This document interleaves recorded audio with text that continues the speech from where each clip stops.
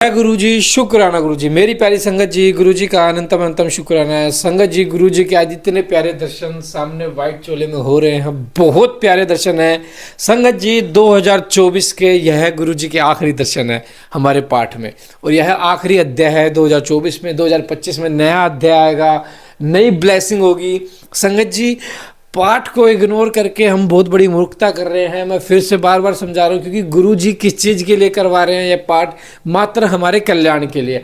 हम अगर इसे इग्नोर करके चलेंगे तो गुरु जी का क्या जाना है? गुरु जी ने तो रास्ता दिखाया, लेकिन हमने इग्नोर किया, अपनी अकड़ दिखाई, अपने कार्य में व्यस्त रहे। जो भी कारण था संगत जी, या टाइटल पढ़ा, देखा कि भाई ये तो हमारे लायक ही नहीं है, ये नहीं है, वो स्विप कर दिया। संगत जी, जो संगत स्टार्टिंग डे से लेके एंड डे तक जुड़ी हुई है, वो प्लीज़ एंड तक जरूर सुनना, क्योंकि इसमें आपका ही कल्याण है। हम तो डेली सुनते हैं, क्योंकि हम रिकॉर्ड भी करते हैं, हम दो दो तीन तीन बार करते हैं संगत जी। और सुबह सुबह मैं आपको एक चीज़ बताने जा रहा हूँ। 1 तारीख को आपको करना है, कल तो 31 है, आज तो 31 है लास्ट दिन, और 2024 का 31 दिसंबर 2024 का लास्ट दिन। और फिर कल के लिए हैप्पी न्यू ईयर सभी संगत को, एडवांस में हैप्पी न्यू ईयर संगत जी। हैप्पी न्यू ईयर सभी संगत। प्यारा सा कमेंट करें, happy new year, happy new year, happy new year गुरुपा, हैप्पी न्यू ईयर गुरुपा। क्योंकि गुरुपा को एक ही दिन पहले हम विश करेंगे कि, और गुरुपा को विश करने के बाद हमारे जीवन में बहुत खुशी आएंगी संगत जी, क्योंकि हर खुशी हम गुरुपा के साथ मनाएंगे, हर दुख गुरुपा के साथ बांटेंगे। हमारे जीवन को सफल होने से कोई नहीं रोक पाएगा संगत जी। एक गुरबानी है बहुत प्यारी। कर इबादत कर तू बंदया, गल बन दी है, हाँ गल बन दी है, किसे दी अज बन दी है, किसे दी कल बन दी है।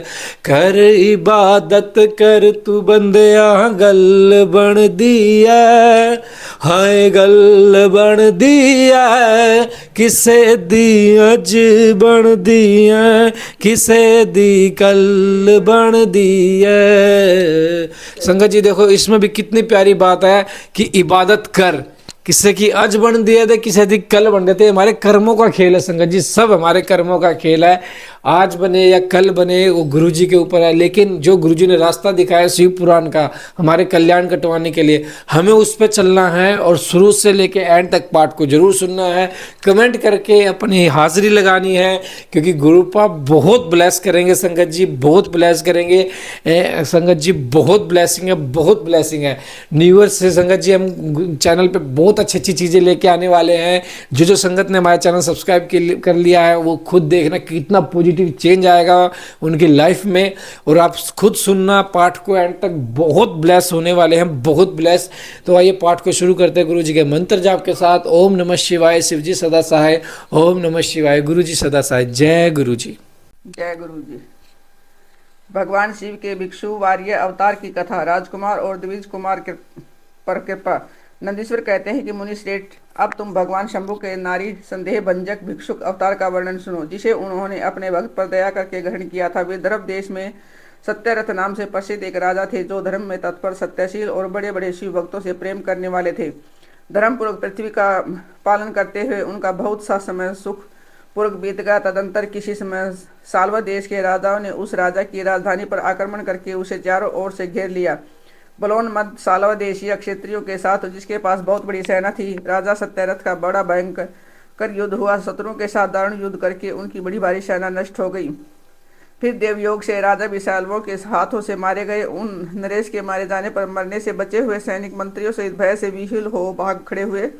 मुने उस समय विदर्भराज सत्यरथ की महारानी शत्रुओं से घिरी होने पर भी कोई प्रयत्न करके रात के समय अपने नगर से बाहर निकल गई। वे गर्भवती थी, अतः शोक से संतप्त हो भगवान शंकर के चरणारविंदों का चिंतन करती हुए धीरे धीरे पूर्व दिशा की ओर बहुत दूर चली गई। सवेरा होने पर रानी ने भगवान शंकर की दया से एक निर्मल सरोवर देखा। उस समय तक वे बहुत दूर का रास्ता तय कर चुकी थी। सरोवर के तट पर आकर वे सुकुमारी रानी एक छायादार वृक्ष के नीचे बैठ गई। भाग्यवश उस निर्जन स्थान में वृक्ष के नीचे ही रानी ने उत्तम गुणों से युक्त शुभ मुहूर्त में एक दिव्य बालक को जन्म दिया, जो सभी शुभ लक्षणों से संपन्न था। देववश उस बालक की जननी महारानी को बड़े जोर की प्यास लगी। तब वे पानी पीने के लिए उस सरोवर में उतरी।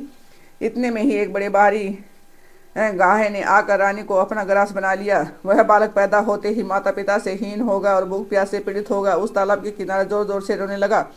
इतने में ही उस पर कृपा करके भगवान महेश्वर आ गए और उस शिशु की रक्षा करने लगे। उन्हीं की प्रेरणा से एक ब्राह्मणी अकस्मात वहां आ गई। वह विधवा थी, घर घर भीख मांगकर जीवन निर्वाह करती थी और अपने 1 वर्ष के बालक को गोद में लिए हुए उस तालाब के तट पर पहुंची थी। उसने एक अनाथ शिशु को वहां क्रंदन करते देखा। निर्जन वन में उस बालक को देखकर ब्राह्मणी को बड़ा विस्मय हुआ और वह मन ही मन विचार करने लगी, ओहो, यह मुझे इस समय बड़े आश्चर्य की बात दिखाई देती है कि यह नवजात शिशु, किसकी नाल भी अभी तक नहीं कटी है, पृथ्वी पर पड़ा है। इसकी माँ भी कहीं भी नहीं है, पिता आदि दूसरे कोई सहायक भी नहीं दिखाई देते। क्या कारण हो गया है? न जाने किसका पुत्र है, इसे जानने वाला कोई भी नहीं है जिसे इसके जन्म के विषय में पूछूं। इसे देखकर मेरे हृदय में करुणा उत्पन्न हो गई और मैं इस बालक का अपने और से पुत्र की भांति पालन पोषण करना चाहती हूँ, परंतु इसके कुल और जन्म आदि का ज्ञान न होने के कारण यह छूने का साहस नहीं होता। ब्राह्मणी जब इस प्रकार विचार कर रही थी, उस समय भक्त वत्सल भगवान शंकर ने बड़ी कृपा की। बड़ी बड़ी लीलाएं करने वाले महेश्वर एक सन्यासी का रूप धारण करके सहसा वहां आ पहुंचे। वहां उस ब्राह्मणी संदेह में पड़ी हुई थी और यथार्थ बात को जानना चाहती थी। श्रेष्ठ भिक्षु का रूप धारण करके आए हुए करुणा निधान शिव ने उसे हंसकर कहा, ब्राह्मणी, अपने चित्त में संदेह और खेद को स्थान न दो। यह बालक परम पवित्र है, तुम इसे अपना ही पुत्र समझो और प्रेम पूर्वक इसका पालन करो। ब्राह्मणी बोली, प्रभु, आप मेरे भाग्य से यही पधारे हैं। इसमें संदेह नहीं है कि मैं आपकी आज्ञा से इस बालक का अपने पुत्र की भांति पालन पोषण करूंगी। तथा मैं विशेष रूप से जानना चाहती हूँ कि वास्तव में यह कौन है, किसका पुत्र है, आप कौन है जो इस समय यहाँ पधारे हैं। भिक्षुवर, अपने मन में बार बार यह बात आती है कि आप करुणा सिंधु शिव ही हैं और यह बालक पूर्व जन्म में आपका भक्त रहा है। किसी कर्म दोष से यह इस दुर्वस्था में पड़ गया है। इसे भोगकर यह पुनः आपकी कृपा से परम कल्याण का भागी होगा। मैं भी आपकी माँ से ही मोहित हो मार्ग भूल कर यहाँ आ गई हूँ। आपने ही इसके पालन के लिए मुझे यहाँ भेजा है। भिक्षु प्रवर शिव ने कहा कि ब्राह्मणी सुनो, यह बालक शिव भक्त विदर्भराज सत्यरथ का पुत्र है। सत्यरथ को साल्वदेशीय अक्षत्रियों ने युद्ध में मार डाला है। उसकी पत्नी अत्यंत व्यग्र हो रात में शीघ्रतापूर्वक अपने महल से बाहर भाग गई। उन्होंने यहाँ आकर उस बालक को जन्म दिया। सवेरा होने पर वे प्यास से पीड़ित हो सरोवर में उतरी। उस समय देववश एक गहराई ने उसे अपना आहार बना लिया। ब्राह्मणी ने पूछा कि भिक्षु देव, क्या कारण है कि इसके पिता राजा सत्यरथ श्रेष्ठ भोगों के उपभोग के समय बीच में ही साल वह देशे शत्रु द्वारा मारे डाले गए, जिसके कारण शिशु की माता को ग्रह ने खा लिया। यह शिशु जो जन्म से ही अनाथ और बुद्धिहीन हो गया है, इसका क्या कारण है? मेरा अपना पुत्र भी अत्यंत दरिद्र एवं भिक्षुक क्यों हुआ तथा मेरे इन दोनों पुत्रों को भविष्य में कैसे सुख प्राप्त होगा? भिक्षु वर्य शिव ने कहा कि इस राजकुमार के पिता विदर्भ राजपूर्व जन्म में पांड्य देश के श्रेष्ठ राजा थे। वे सब धर्मों के ज्ञाता थे और संपूर्ण पृथ्वी का धर्म पूर्वक पालन करते थे। एक दिन प्रदोष काल में राजा भगवान शंकर का पूजन कर रहे थे और बड़ी भक्ति से त्रिलोकनाथी महादेव जी की आराधना में लगे थे। उसी समय नगर में सब और बड़ा भारी कोलाहल मचा। उस उत्कंठ शब्द को सुनकर राजा ने बीच में ही भगवान शंकर की पूजा छोड़ दी और नगर में अक्षोभ फैलने की आशंका से राजभवन से बाहर निकल गए। उसी समय राजा का महाबली मंत्री शत्रु को पकड़कर उनके समीप ले आया। वह शत्रु पांड्या राज का ही सामंत था। उसे देखकर राजा ने क्रोधपूर्वक उसका मस्तक कटवा दिया। शिव पूजा छोड़कर नियम को समाप्त किए बिना ही राजा ने रात में भोजन भी कर लिया। इसी प्रकार राजकुमार भी प्रदोष काल में शिव जी की पूजा किए बिना ही भोजन करके सो गया। वही राजा दूसरे जन्म में विदर्भ राज हुआ था। शिव जी की पूजा में विघ्न होने के कारण शत्रुओं ने उसको सुख भोग के बीच में ही मार डाला। पूर्व जन्म में भी उसका पुत्र था और उसी जन्म में भी हुआ।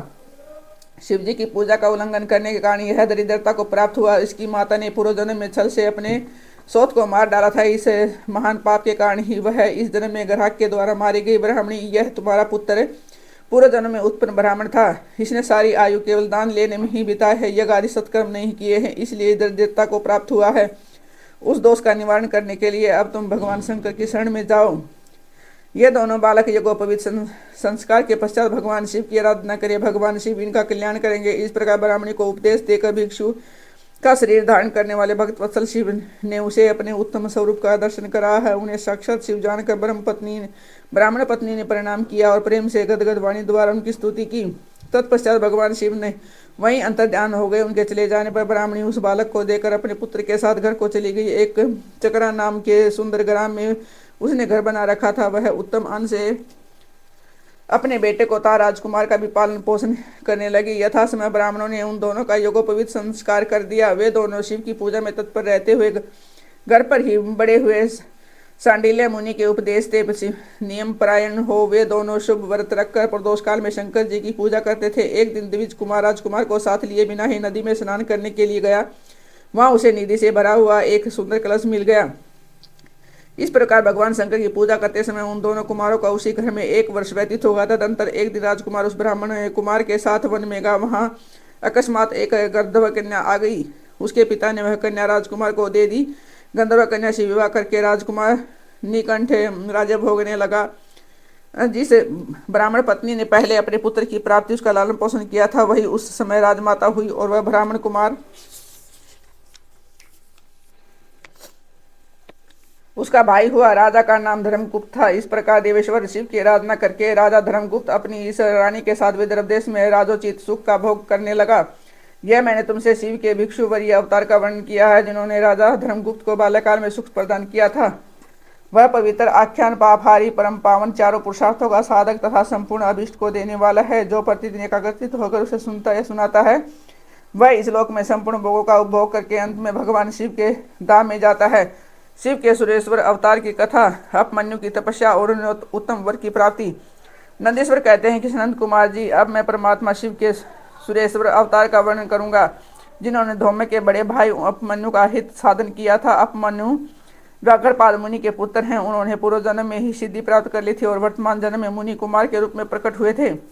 वे शैशव अवस्था में ही माता के साथ मामा के घर में रहते थे और देववश दरिद्र थे। एक दिन उन्हें बहुत कम दूध पीने को मिला, इसलिए उन्होंने माता से बारंबार दूध मांगने लगे। उनकी तपस्विनी माता ने घर के भीतर जाकर एक उपाय किया। उच्चवर्ती से लाए हुए इन बीजों को शील पर पीसा और उन्हें पानी में घोलकर कृत्रिम दूध तैयार किया।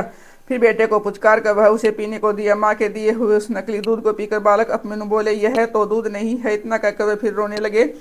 बेटे का रोना धोना सुनकर माँ को बड़ा दुख हुआ।